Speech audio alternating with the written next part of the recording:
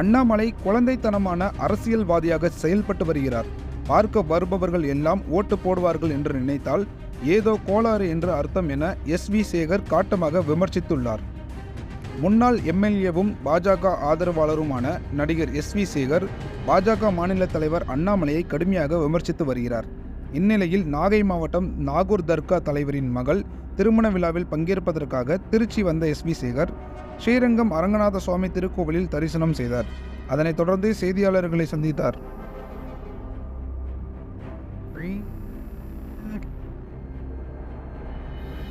நாடாளுமன்ற தேர்தலில் பாஜக வெற்றி தொடர்பான கேள்விக்கு பதிலளித்த எஸ்.வி. சேகர், அண்ணாமலை குழந்தைத்தனமான அரசியல்வாதியாக செயல்பட்டு வருகிறார். அரை மணி நேரம் மட்டுமே நடக்கிறார்.